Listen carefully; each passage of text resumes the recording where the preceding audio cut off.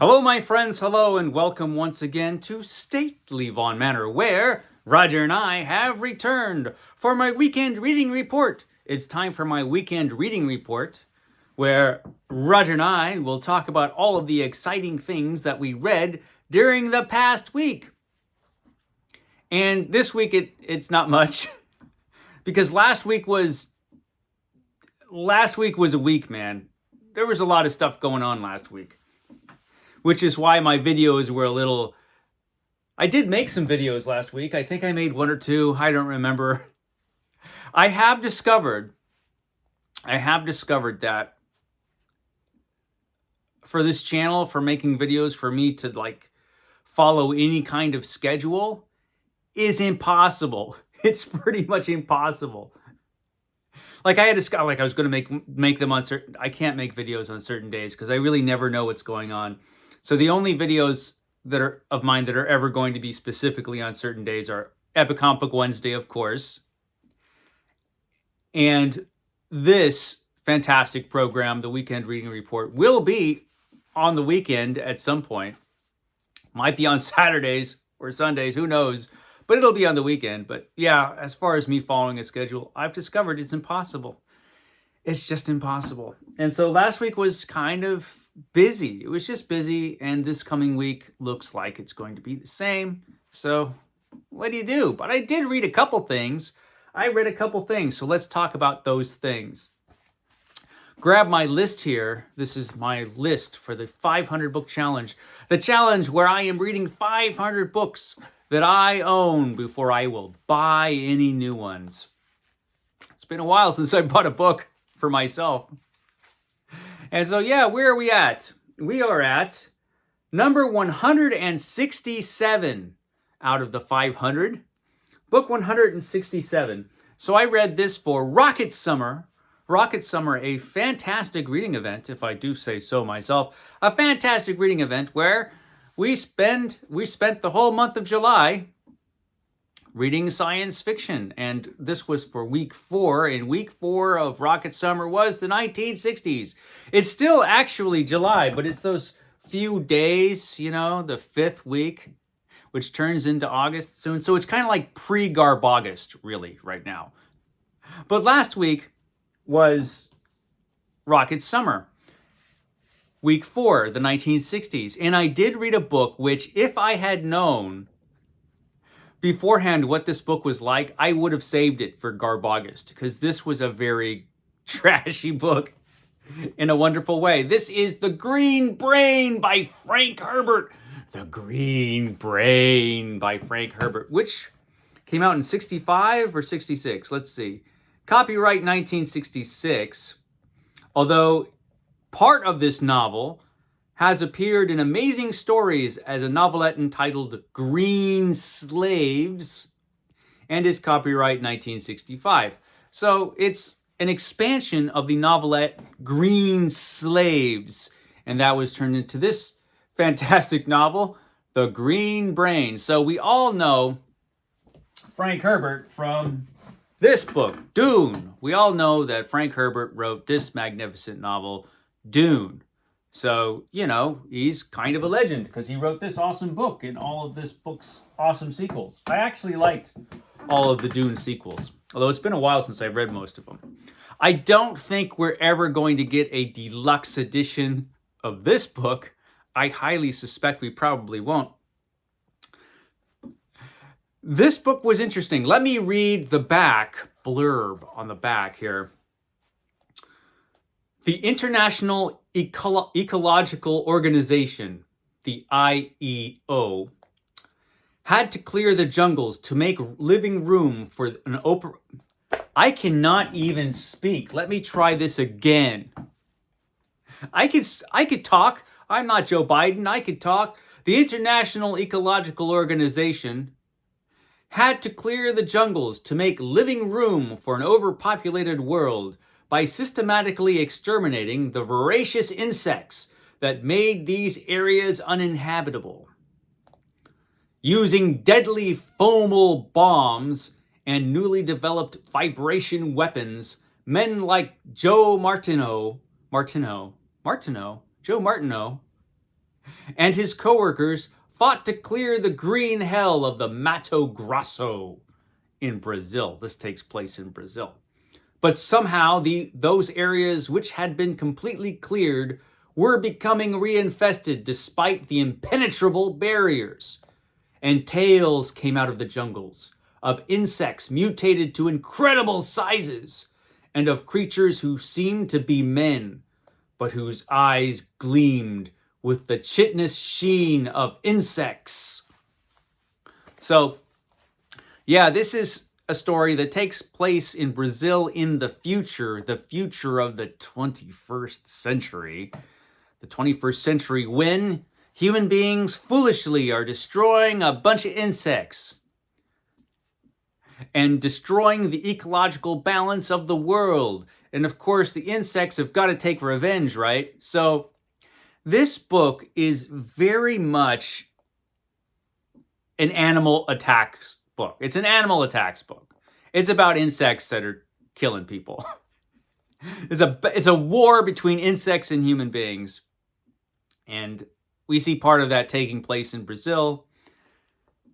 And we've got these insects, these mutated insects, and some of them are giant insects, and they're all controlled by a giant insect brain. It's a giant insect brain that controls all the insects. It's really something. So this book, it does have some serious themes. You know, Frank Herbert was very interested in the environment and the preservation of the environment and what can go wrong when you disturb the ecological balance of the world and all of that stuff. This is not exactly Dune. This is, as I was reading it, it felt like a really cheesy horror movie from the 1970s, you know, with cheesy 1970s music and really bad practical effects and, you know, grade B actors and questionable editing. I mean, it felt like that. It felt like I was reading a 1970s cheesy horror movie. And so obviously I really liked this book. It was one of those books where I really, really was having a good time reading it, even though I knew it was bad, right? This is a pretty bad book, really, in a lot of ways. The science fiction part of it is kind of, it's really pulpy. It's got a really pulpy feel, and it really is an animal attacks book. It has some good scenes of insects attacking people. You know, we've got these three characters that are stranded in this downed, well, it's like a flying pod because it's the future, but it's been downed and it's floating in this river and they're being attacked by insects and there's all kinds of stuff going on. It is very much of its time as far as the characters themselves. It's fun though. This is a fun book. So if you don't want to go into this book and think it's like, you know, Dune or something, or it's going to be at that level. It is very much not. But it is very much a book that you should expect if it's titled The Green Brain, right? You see that title, you should kind of know what it is. And it's about a war with insects. So yeah, it was fun. I really enjoyed it. It was a lot of fun. So I read The Green Brain. That's what I read. And it's not a long book, but it took me days to finish it just because I literally had no time to read this week, or at least very little. I had very little time to read this week. So the only book I got done for the 1960s for Rocket Summer was The Green Brain. And it was fun. But like I said, if I had known, and I should have known, it's called The Green Brain, I should have known that this would be a Garbogist book. But, you know, it works just as well for Rocket Summer. Now, the next book I read actually also works for Rocket Summer. It does. There are rocket ships in it even, and it's science fiction, basically. Book 168.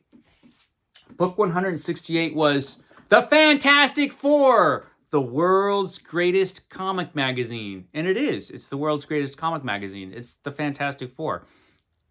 This is the Fantastic Four Epic Collection Volume 1, which has Fantastic Four from its beginning, the first issue in 1961, and this has issues up through 1963. So it has the first 18 issues of Fantastic Four in here. So, all of you who follow this remarkable program know that I finished up Thor last week. And I was reading all of Thor from the early issues of Thor 1962 all the way up to 1996 when the first volume of Thor ended. I'm doing the same with the Fantastic Four. I'm going to read every single issue of the Fantastic Four from the first volume of the Fantastic Four, which ran from 1961 all the way to 1996 when it was canceled thanks to the terrible Heroes Reborn reboot. It immediately got a #1 issue. So, it didn't go anywhere, really. It was still there, but it was a different run of it was a different volume. It was a reboot. It was a reboot. Fantastic Four got rebooted. And it wasn't great. But it wasn't awful. It was like, as far as the Heroes Reborn stuff, the Fantastic Four was probably one of the better ones, if I'm remembering right. But I am reading up through 1996 when the first run of the Fantastic Four ended in cancellation.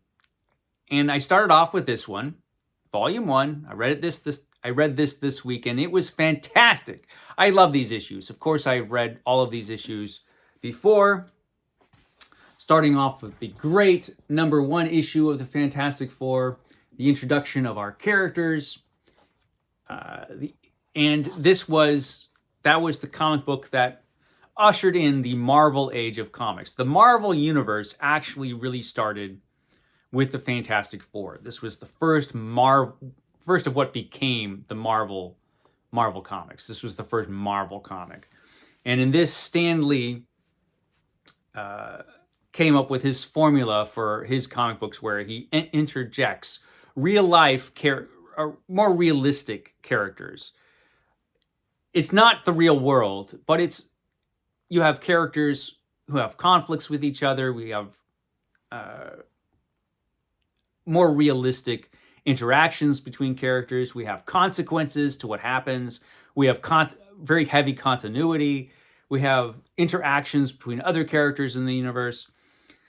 This was groundbreaking, because if you compare this at the time to, say, the one major team book at the time, which was the Justice League.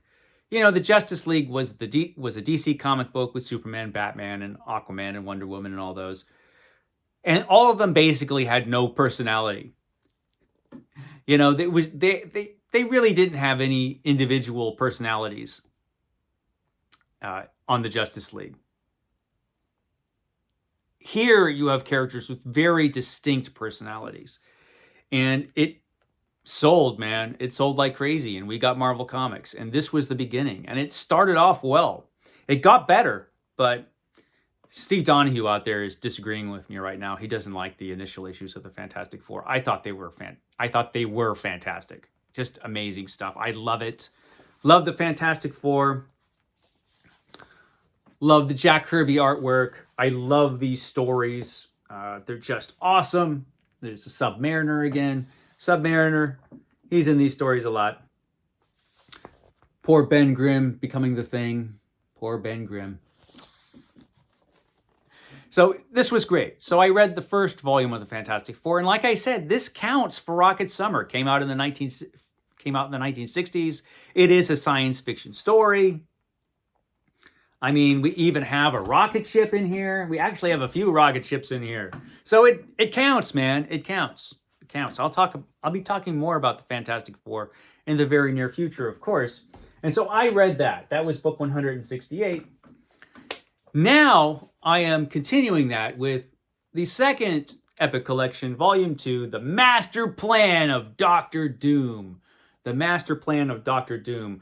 And inexplicably, Dr. Doom is not on the cover of this.